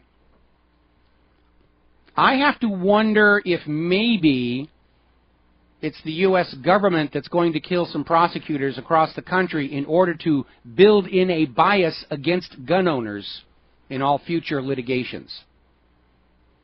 That seems to be a good motive for what we're seeing here. Going to take a break for commercials. We'll be back after these words from our sponsors. And aloha, America. Welcome back to the show. I'm looking at the corporate media here, and they're spending a lot of time on the fact that this Kevin Ware, basketball player, injured himself during a game, and how Joe Theismann is reaching out to him about how he broke his leg, blah, blah, blah, blah, blah, blah. And I'm sorry the guy injured himself, but it's something that you're supposed to expect when you're engaging in this highly physical activity. And again, it doesn't affect my life.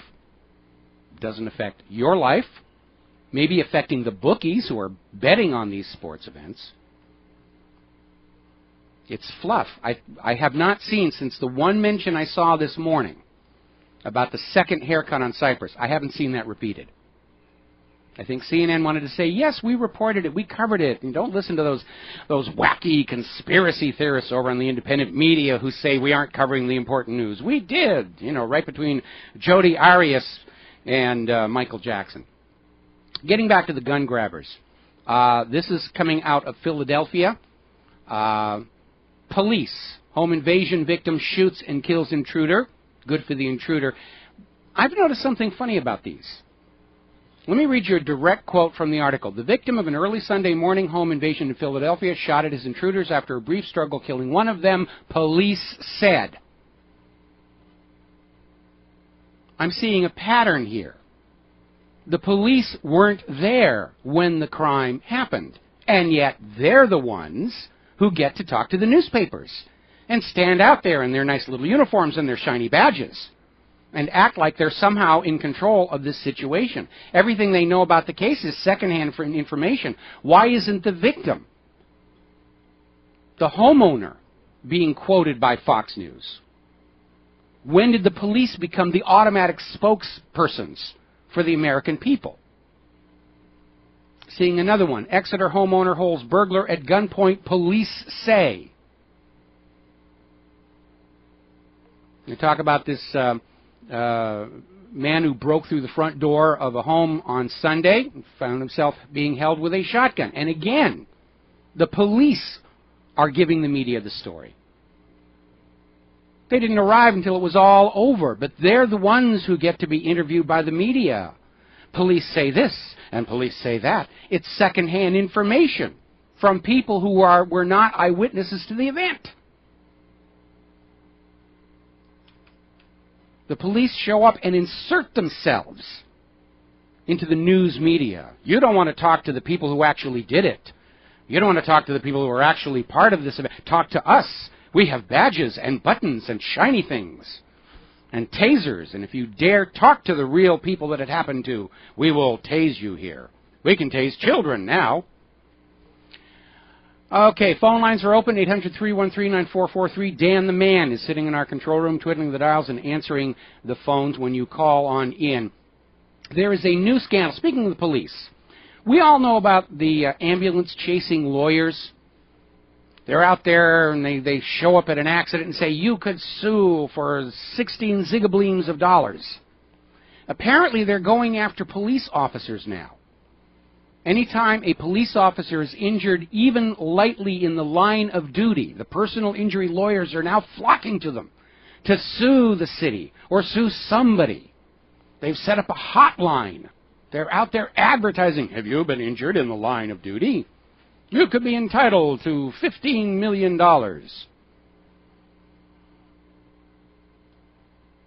And it's just a new way for the lawyers to loot the taxpayers. Because if the police officers are suing their own police departments and cities for injuries in the line of duty, where does the money for the settlement come from?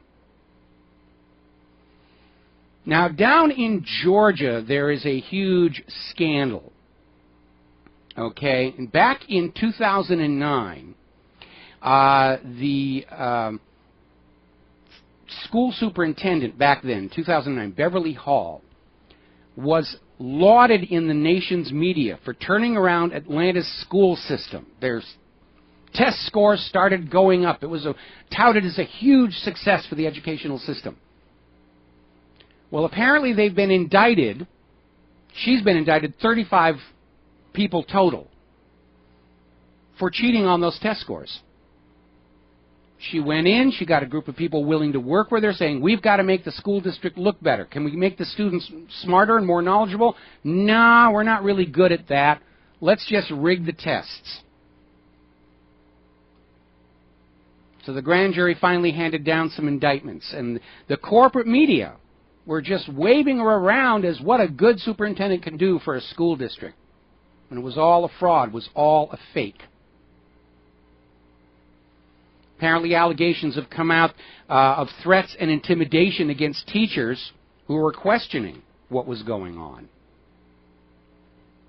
Just amazing, amazing stuff here. Now, let's see. We got a caller on the line, Gene in Ohio. Aloha, Gene. Welcome to the show. What's on your mind? Aloha to you, Mike. let me turn this down there for you. I was reading an article from Forbes there, Mike, and this guy's asking a question, this writer here. He's curious how this Mueller, one of these sheriffs in either Oregon or Kentucky, plan to stop federal officers. And I just told my wife that, well, it's simple. Would the sheriff, I wanted to ask you this first, would the sheriff be able to, under his jurisdiction, deputize armed citizens as deputies to stop these feds from coming in and pulling their illegal stunts? In theory, yes, they could, and I'm sure there's a lot of people listening to this show who would want to be deputized for that purpose, but that might start the shooting between the government and the 50 states, and we know the government is arming itself and preparing to wage war on the 50 states. So we want to be very careful. We want to be very, very careful about giving the government an excuse to do that. Now, if enough people show up in force to back up their county sheriffs, and there's only a couple of these Secret Service federal enforcers standing there, they're probably going to back down. Arrest them is what I say. Yeah, I would agree. Arrest them. This is a states' rights issue. Yes, it is. And ultimately, what this new federal police force they're trying to create out of the Secret Service, it's a violation of the 10th Amendment, and it's a violation of the 9th Amendment. Yes, indeed. These two sheriffs here, these two different counties here, they seem pretty darn adamant here. Here in Lynn County, that's the Sheriff Mueller there, and he even went as far as wrote a letter to this Biden, stating that any federal regulation enacted by Congress or executive order of the President offending the constitutional rights of my citizens shall not be enforced by me or my deputies, nor will I permit the enforcement of any unconstitutional regulations or orders by federal officers within the border of Lynn County, Oregon. Now, that right there says a lot, wouldn't you think? Yes, it absolutely does say an awful lot, and I would like to encourage all of our listeners and our readers, if your local sheriff is standing up for your rights, you have got to support them, and you've got to let them know you support them. Don't just sit at home and say, rah, rah, rah. Send them a very nice letter, make a phone call or a fax and say, I stand with you in this resistance of federal encroachment. And I want to remind everybody about Marbury versus Madison. This is a United States Supreme Court decision that any law that violates the Constitution is automatically null and void. You don't have to wait for the Supreme Court to rule on it. The burden of proof of constitutionality is on the executive. And by the way, Obama is already starting to use executive orders to enforce his gun agenda. He's declared the larger background checks through executive order. And that is not a legal use of the executive order, because the executive order exists for the president to execute the will of Congress. Executive orders are only legal when they are enforcing the will of Congress. And presidents have been sort of taking advantage of Congress' lack of oversight of this process. But it was never intended to be stroke of the pen, law of the land, and that's exactly how Bill Clinton used it, and it's exactly how Obama is using it. But again, there is already in existence a United States Supreme Court decision, Marbury versus Madison. Laws that are repugnant to the Constitution are automatically null and void and cannot legally be enforced. And so the sheriffs need to understand that. And again, if your local sheriff is saying, I am going to stand up and resist this federal encroachment of your Second Amendment rights, you have to let them know you stand with them, you support them, you will back them, you will vote for them again in the next election. That's what I plan to do, Mike. There. Hey, listen, wonderful, wonderful. I appreciate you taking my call there. And as always, Mike, you're doing a splendid job there. Thank you for what you do there, Mike. All right. Well, thanks an awful lot for the kind words, and thank you for the information that you gave us. All righty. Now then, over at the Globe and Mail, they had this interesting article, and the headline was Free Speech Zealot Doug Christie defended anti-Semites and white supremacists. There's an unbiased and objective headline for you. And they go in there and they're trying to describe him as just, you know, he looks so out of place in the modern world. And it's just a nonstop smear. And they go on to basically say that the reason they're attacking him is because he is defending the free speech rights of people that, in the view of the Globe and Mail, shouldn't have free speech. People who question the orthodox history of World War II. And when we come back from these commercials, I will go into this in a little bit more depth. Then we're going to take on the global warming people.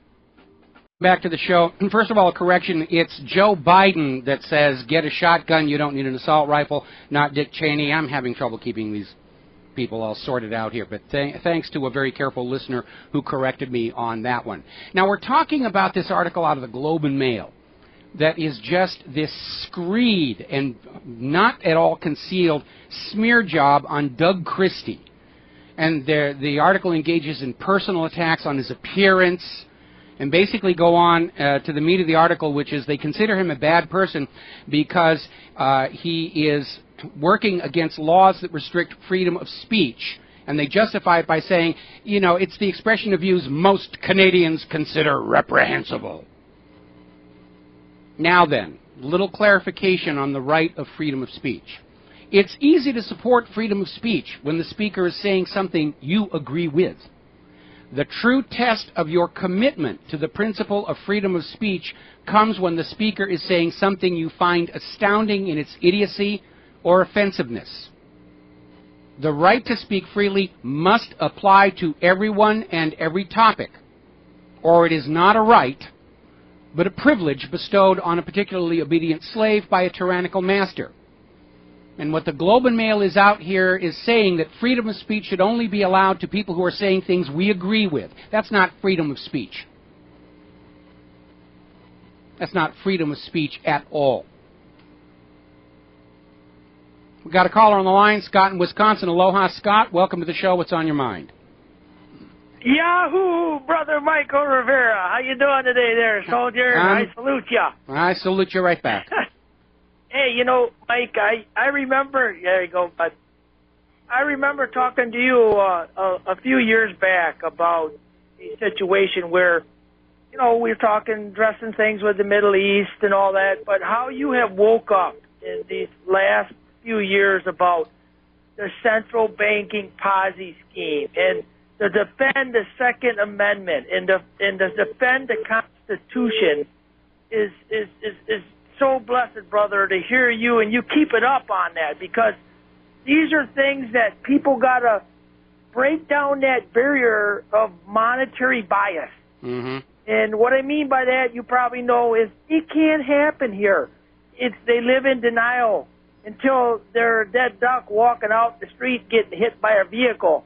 So people across this country have to shut the TV off, number one, to free your mind and understand, to get this, knock this monetary bias off of denial, saying it can't happen to the United States.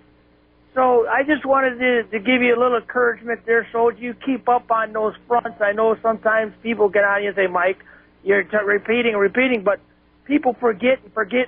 So good job, soldier, and you keep it up, and I'll talk to you later. All right, well, thanks an awful lot. I mean, anybody who's worked in advertising, which includes me, knows that you reach your audience not once, but through reach and repetition. And yes, I am repeating these topics quite a bit because we need to get this information out. Anybody who is still trusting the corporate TV news is going to get hammered, because what happened in Cyprus, they've already announced it's going to happen again in Cyprus, Spain, Italy, Slovenia. It is spreading. They've already got it in the blueprint for the Canadian budget. It will come here. And if you are not taking steps to protect your wealth right this minute, you are going to get creamed, to put it delicately.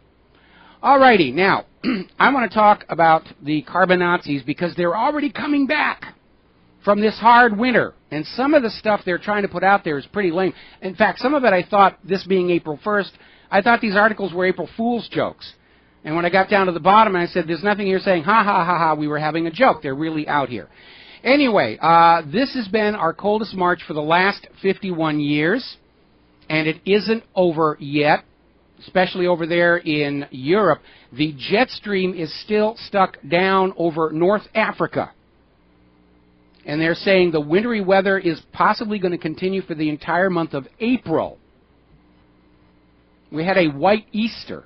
This is how weird it got for much of the northern hemisphere. Now, one of the articles they came out here, they're trying to bring this back. Oh, we've got to have a carbon tax, global warming, we've got to do this, we've got to do that. They're still raising on a busted flush. This was in the Irish Times, and I am not kidding you. The headline was, "Don't be fooled by spring snows. They're further proof of global warming." See, warming is now leading to cold weather. They're coming back with that one again. And their justification for saying this, the reason for the worrying is Arctic ice melted, releasing heat energy.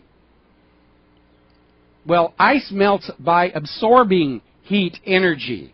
That's why the champagne bottle gets colder in that bucket of melting ice.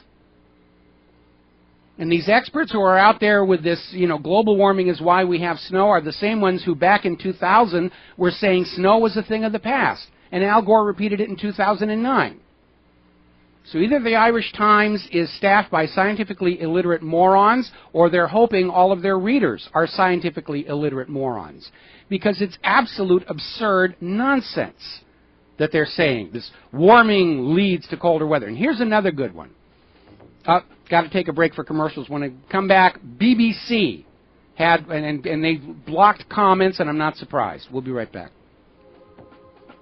And aloha, America. Welcome back to the show. And we're talking about the carbon Nazis, and they're trying to recover from yet another crippling winter and somehow support their global warming and all the rest of that. So this article was in the BBC. And the headline is, "Melt May Explain Antarctica's Sea Ice Expansion." Because one of the mainstays of the global warming scare campaign was the ice caps are shrinking, the ice caps are shrinking. It turns out the last couple of years they've been growing quite a bit. So now they're having to come back and explain why the sea ice is expanding in a warming world. Okay, and they're claiming to have a peer-reviewed journal article. And remember, the ClimateGate emails, when they were leaked, showed how the peer review process had been subverted to serve the global warming carbon tax agenda. So now they're trying to explain away why the world is still warming, we still need a carbon tax, and the ice caps are growing. And the explanation is because cold plumes of fresh water melting underneath Antarctica is flowing into the ocean. And the meltwater has a relatively low density, so it accumulates in the top layer of the ocean, then refreezes more easily during autumn and winter. Okay? And so what they're trying to say with all of this roundabout stuff is the record expansion of ice at the polar caps is caused by the ice melting from global warming. And this is wrong on so many scientific aspects. For one thing, cold water is more dense than warmer water. That is why the oceans are warm on the top and colder as you descend. This entire thesis that this cold, fresh water is melting from under the Antarctic ice cap in summer and just floating on the top of the ocean until it freezes again in winter is based on the assumption that during those many, many months, it's not going to simply intermix with all the salt water around it. And that, of course, is complete nonsense. How did they come up with this? They had a computer model that apparently didn't include the possibility that their fresh water was going to intermix with the salt water. And you need to remember that belt of ocean around Antarctica is some of the world's roughest, most turbulent ocean, because there are no significant land masses to break up the cumulative effects of Coriolis force. And so their entire theory is that this cold, fresh water is going to pop out from under the ice cap and just sit there on top of the ocean until it freezes the next winter. And that is not real world. And they're still pushing this thing. And BBC blocked comments on the article, and I can understand why. But they're really back here trying to resell this human-caused global warming. Over at commondreams.org, and I'm sure they were linking it from another source, new research shows global warming speeding up. It's more urgent. It's a crisis. We've got to keep on. And here's the thing. They're saying scientists are finding the missing heat hiding in deep ocean waters. That evil heat. The reason you're not seeing global warming is the heat is hiding in the deep ocean. That evil heat, they're keeping themselves hidden so you can't see it. Carbon Nazis are getting desperate here. First of all, warm water rises, cold water sinks. If there's hot water in the ocean, it's up there at the top. The only exception is around those active undersea volcanoes. Deep ocean water is very cold. It's actually used as a cooling resource here in Hawaii. Down on the Big Island, they have an experimental pilot project where they've run a pipe way down deep in the ocean, and they pump up the really cold water, and it's used to make building air conditioning more efficient, and then the warm water is returned to the ocean. They were even trying to generate electrical power, exploiting the temperature difference between the deep ocean water and the top surface. So it couldn't get a good efficiency, but they're trying to do that. The reality is the deep ocean is cold. There's no heat hiding down there.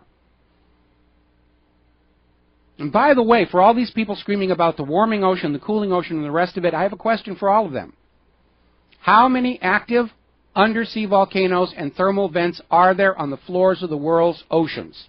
And if you don't know the answer, don't feel bad. It's a trick question. Nobody knows. Nobody knows how many active volcanoes there are on the floor of the world's oceans. And if you don't know that, you don't know how much heat is being pumped into the ocean by those volcanoes. And you can't subtract it out. So anybody who's come through a computer model and says human activity is causing this much of an increase in the world's ocean temperature, it is pure bluff. Pure USDA choice inspected bovine excrement. They're just making it up. Now, last September, and this was actually reported in The Guardian, last September, the UK Met Office predicted 2013 to be likely one of the warmest years on record.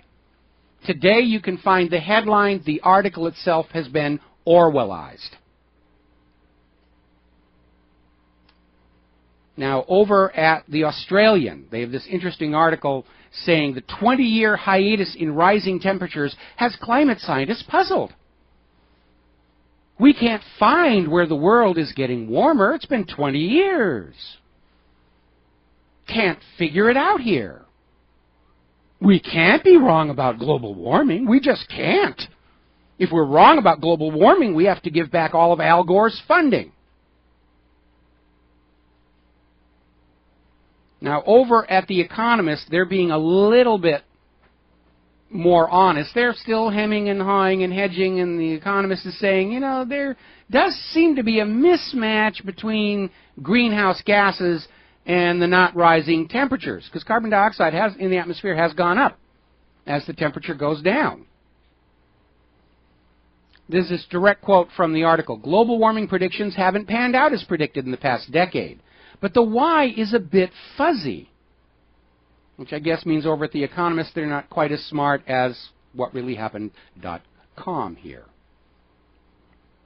Now, coming out of the Daily Mail, they're kind of smarting from an attack. The official British government watchdog on greenhouse gas emissions went on the attack against the Mail on Sunday for daring to report that the alarming predictions of global warming, snow a thing of the past, extinct polar bears, and all the rest of it turned out to be wrong. They did make those predictions. They all turned out to be wrong. And the media's job nominally is supposed to report that. And the official government, British government watchdog on greenhouse gases went on the attack. How dare you tell people the predictions didn't work out? They're not supposed to know that. When we say 10 years ago snow is a thing of the past because of global warming, and we say today the increase in snow is from global warming, the people have to believe that. How dare you call us into doubt? Russia is still struggling with their severe cold weather this spring, and it is impacting their nation's homeless population. Over at the Daily Mail, they're reporting the latest green levy is actually just another stealth tax on families, and it will increase their household bills by 8%. And as we mentioned earlier, the IMF is now proposing a tax on gasoline here in the United States of America of $1.40 per gallon. So if you're paying $4 a gallon for gas now, if the IMF gets this tax, it'll be $5.40 a gallon. Why? We have to fight global warming. Now, Bjorn Lomborg, over on John Stossel's television show, pointed out that Germany has funded global warming technologies to the tune of $110 billion so far. And going by the climatologists' own models, they have delayed global warming a grand total of 37 hours by the end of the century. $110 billion to delay global warming by 37 hours. It's just another financial boondoggle. The good news is the ski season in Finland is staying open late. Winter refusing to end. The ski slopes are open. Everybody's out there having a lot of fun. It's boom time for the European ski operators here. All right, we're going to grab some phone calls here. Alex in Texas. Aloha, Alex. Welcome to the show. What's on your mind? Aloha, Mike. I was calling because there's a little bit of a thing going mainstream as far as currencies is concerned. I don't know if you've heard about it, but it's called Bitcoin. Yes, we've heard about it. I don't know if how you feel about Max Kaiser or not, but this morning I was going back and forth with him on some different aspects of the Bitcoin. And as soon as I touched on the fact that 75% of them have never even been used ever at all, he blocked me from his account. And I found it a little bit funny because, you know, anyone who looks at these things, because he's advocating it as a store of wealth. And I'm a little reluctant to believing it's a store of wealth yet, because we don't use energy to back up currency yet. So until we back up currency with energy, it cannot be a store of wealth because there's nothing to store it with. You're absolutely correct. You are absolutely correct. It's another fiat currency, and I know we were commenting earlier in the show about how it's being widely promoted that it's tripled in value over the last couple of months, but I'm smelling tulips in the air. If you want a store of wealth, it has to be a commodity-based monetary system, whether it's gasoline, you know, silver, gold, copper, tantalum, salt. There has to be a tangible asset to make it a store of wealth. That's exactly what my point was, and he blocked me completely. Like we were having I thought we were having a conversation that was kind of like a discussion, you know, not going back and forth. There was no expletives or anything like that, or there was no accusing, no name calling, nothing. Just a conversation, and I was just blocked completely. And I started thinking, and I started doing some more research. And, you know, the person who supposedly started this is a cryptocurrency specialist. Yes. Who created an algorithm. Yes. And if you review who Max Kaiser is, he's an expert at doing that. So, I mean, and the fact that you've never ever, the guy who invented it, who's supposedly Shintu Samaru, what his name is, I don't know, but no one's ever seen him. He's as fictional as the Federal Reserve is. No. He's a real guy, and you need to understand what he's real. And the system of cryptocurrency, of secure transmission of units of value on a peer-to-peer basis, is very real and very valid. My concern is that Bitcoin has been hijacked. This whole Bitcoin mining process, which was not part of his original idea, appears to me to be... And that's the part that catches my attention, because that was not part of the original That's idea. exactly right. And that's... Go ahead, I'm sorry. I think the Bitcoin mining is a crowdsourced key breaker. And again, because Bitcoin itself is not rooted in a tangible commodity, it can be manipulated just like any other imaginary faith-based currency. And that's why I really don't support it at this point. It is at best a secure mechanism for peer-to-peer transfer of wealth as long as the Bitcoin is denominated in a tangible asset. Right now it isn't. It's just all belief, and again, the fact that it's seeing these wild fluctuations in its estimated value against the dollar suggests that there's some manipulation going on. Also, apparently a problem has evolved in its means of distribution, where Bitcoins over on this half of the system are no longer visible to the other half of the system, and they got to work that out. I know the basic system of cryptocurrency is a good one, but without a tangible asset backing it up, the Bitcoins are no more trustworthy than the Federal Reserve notes. Agreeing with that, you know, and another thing that puzzles me is, you know, there's like 40 or 50 out there cryptocurrencies.